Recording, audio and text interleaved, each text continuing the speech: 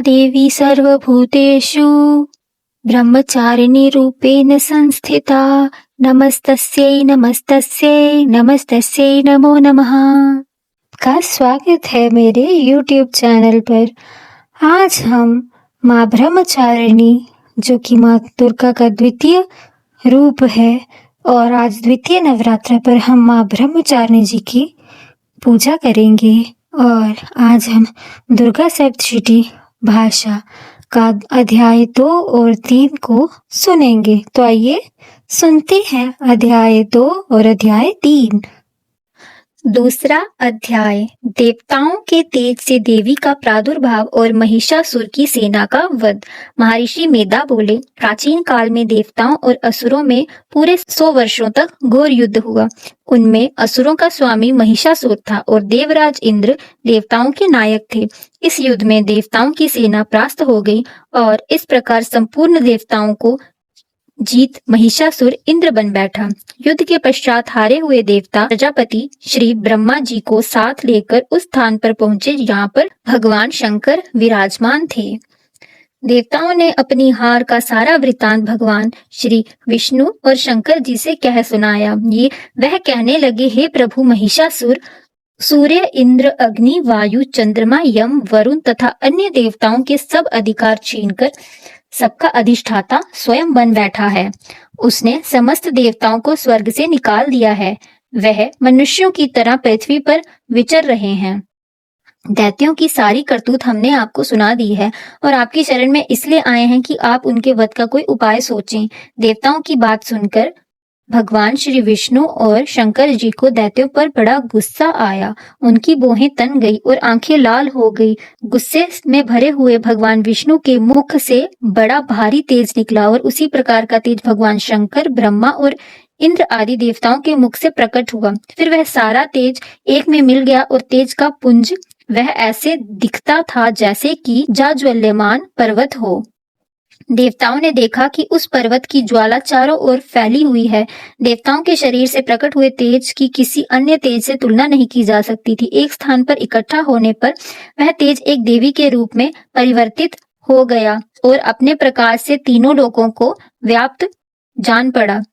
वह भगवान शंकर का तेज था। उससे देवी का मुख प्रकट हुआ। यम के तेज से उसके सिर के बाल बने। भगवान विष्णु के तेज से उसकी भुजाएं बनी। चंद्रमा के तेज से दोनों स्तन और इंद्र के तेज से जंघा और पिंडली तथा पृथ्वी के तेज से नितंब भाग बना। ब्रह्मा के तेज से दोनों चरण और सूर्य के तेज से उनकी उंगलियां पैदा हुई और वसुओं के तेज से हाथों की उंगलियां एवं कुबेर के तेज से नासिका बनी। प्रजापति के तेज से उसके दांत और अग्नि के तेज से उसके नेत्र बने। संध्या के तेज से उसकी भौहें और वायु के तेज से उसके कान प्रकट हुए। इस प्रकार उस देवी का प्रादुर्भाव हुआ। भगवान विष्णु से पराजित देवता उस देवी को देखकर अत्यंत प्रसन्न हुए। इस प्रकार देवी का प्रादुर्भाव हुआ। महिषासुर से पराजित उस देवी को देखकर अत्यंत प्रसन्न हुए। भगवान शंकर ने अपने त्रिशूल में से एक त्रिशूल निकालकर उस देवी को दिया। भगवान विष्णु ने अपने चक्र में से एक चक्र निकालकर उस देवी को दिया। वरुण ने अपने चक्र में से एक चक्र निकालकर उस देवी को दिया। वरुण ने देवी को शंख भेंट किया। अग्नि ने उसे शक्ति दी। वायु ने उसे धनुष और बाण दिए। सहस्त्र नेत्रों वाले श्री देवराज इंद्र ने उसे अपने वज्र में से उत्पन्न करके वज्र दिया। ऐरावत हाथी का एक घंटा उतारकर देवी को भेंट किया। यमराज ने उसे काल दंड में ले एक दंड दिया।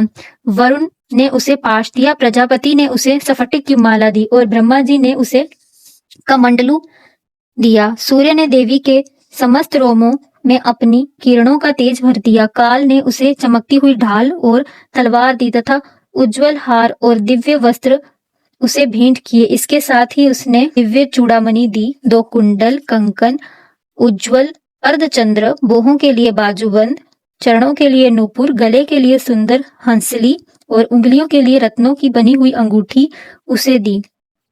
विश्वकर्मा ने उसे फरसा दिया और इसके साथ ही कई प्रकार के अस्त्र और अभेद्य कवच दिए और इसके अतिरिक्त उसने उसे कभी ना कुम्हलाने वाले सुंदर कमलों की मालाएं भेंट की।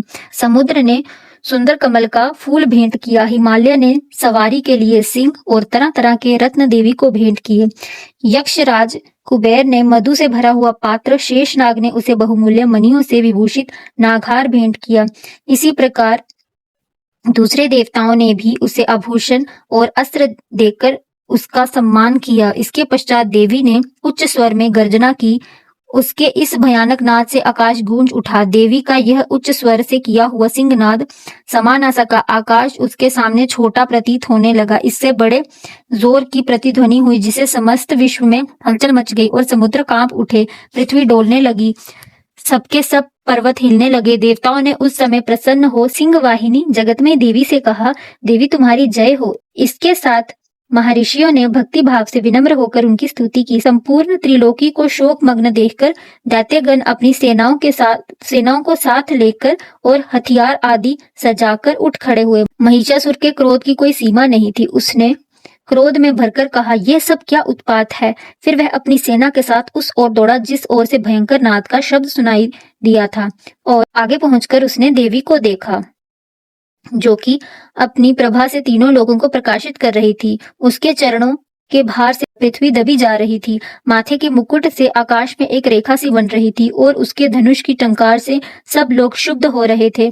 देवी अपनी सहस्त्रों भुजाओं को संपूर्ण दिशाओं में फैलाए खड़ी थी। इसके पश्चात उनका दैत्यों के साथ युद्ध छिड़ गया और इस प्रकार के अस्त्र शस्त्र से सब की सब दिशाएं उद्भाषित होने लगी। महिषासुर की सेना का सेनापति चिक्षुर नामक एक महान असुर, वह आगे बढ़कर देवी के साथ युद्ध करने लगा और दूसरे दैत्य भी चतुरांगिनी सेना साथ लेकर चामर भी लड़ने लगा और 60,000 महारथियों को साथ लेकर उद्ग्र नामक महादैत्य आकर युद्ध करने लगा और महाहनु नामक असुर 1 करोड़ रथियों को साथ लेकर, असीलोमा नामक असुर 5 करोड़ सैनिकों को साथ लेकर युद्ध करने लगा। वाशकल नामक असुर 60 लाख असुरों के साथ युद्ध में आ डटा। विडाल नामक असुर 1 करोड़ रथियों सहित लड़ने को तैयार था। उन सब के अतिरिक्त और भी हजारों असुर हाथी और घोड़ा साथ लेकर लड़ने लगे और इन सब के पश्चात महिषासुर करोड़ों रथों, हाथियों और घोड़ों सहित वहां आकर देवी के साथ लड़ने लगा। सभी असुर तोमर, विंध्यपाल, शक्ति, मूसल, खड़गों, फरसों, पट्टियों के साथ रणभूमि में देवी के साथ युद्ध करने लगे। कई शक्तियां फेंकने लगे और कोई अन्य शस्त्रादि। उसके पश्चात सबके सब दैत्य अपनी अपनी तलवार हाथ में लेकर देवी की ओर दौड़े और उसे मार डालने का उद्योग करने लगे, मगर देवी ने क्रोध में भरकर खेल ही खेल में उसके सब अस्त्र शस्त्रों को काट डाला। उसके पश्चात ऋषियों और देवताओं ने देवी की स्तुति आरंभ कर दी और वह प्रसन्न होकर असुरों के शरीरों पर अस्त्र शस्त्र की वर्षा करने लगी। देवी का वाहन भी क्रोध में भरकर दैत्य सेना में इस प्रकार विचरने लगा जैसे कि वन में दावानल फैल गया हो। युद्ध करती हुई देवी ने क्रोध में भर जितने श्वासों को छोड़ा वह तुरंत ही सैकड़ों हजारों गणों के रूप में परिवर्तित हो गए। फरसे, विंध्यपाल, खड़ग और पटीश इत्यादि अस्त्रों के साथ दैत्यों से युद्ध करने लगे। देवी की शक्ति से बड़े हुए वह गण दैत्यों का नाश करते हुए डोल, शंख व मृदंग आदि बजा रहे थे। तदंतर देवी ने त्रिशूल, गदा, शक्ति, खड़ग इत्यादि से सहस्त्रों असुरों को मार डाला, किंतु कितनों को घंटे की भयंकर आवाज से ही यमलोक पहुंचा दिया। कितने ही असुरों को उसने पास में बांधकर पृथ्वी पर धर घसीटा, कितनों को अपनी तलवार से टुकड़े टुकड़े कर दिए, कितनों को गदा की चोट से धरती पर सुला दिया। कई दैत्य मुसल की मार से घायल होकर रक्त वमन करने लगे और कई शूल से छाती फट जाने के कारण पृथ्वी पर लेट गए और कितनों की वान वर्षा से कमर टूट गई। देवताओं को पीड़ा देने वाले दैत्य कट कट कर मरने लगे।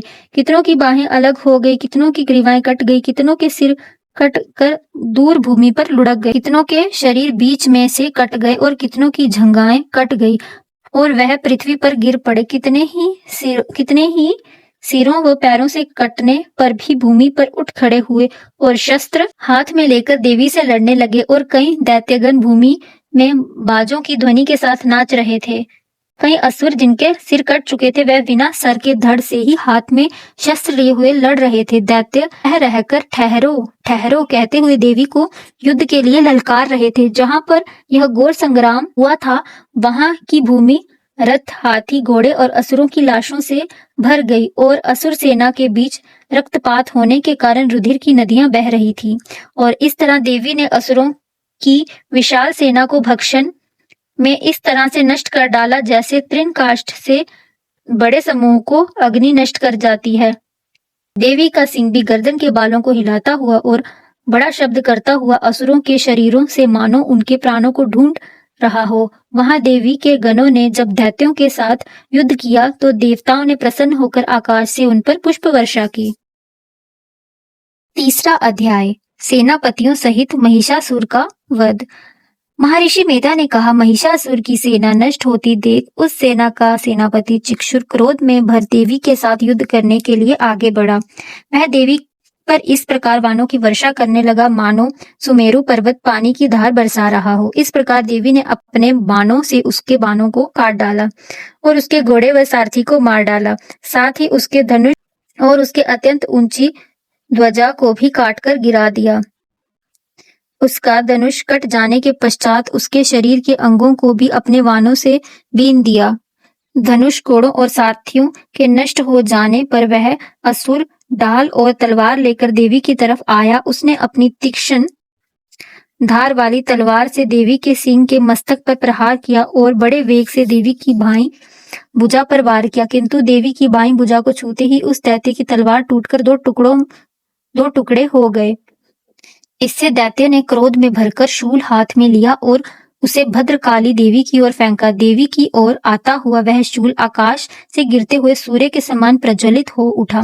उस शूल को अपनी ओर आते हुए देख देवी ने शूल छोड़ा और महाअसुर के शूल के 100 टुकड़े कर दिए और साथ ही महाअसुर के प्राण भी हर लिए। चिक्षुर के मरने पर देवताओं को दुख देने वाला चामर नामक दैत्य हाथी पर सवार होकर देवी से लड़ने के लिए आया और उसने आने के साथ ही शक्ति से प्रहार कर दिया, किंतु देवी ने अपनी हुंकार से ही उसे तोड़कर पृथ्वी पर डाल दिया। शक्ति को टूटा हुआ देखकर दैत्य ने क्रोध से लाल होकर शूल को चलाया, किंतु देवी ने उसको भी काट दिया।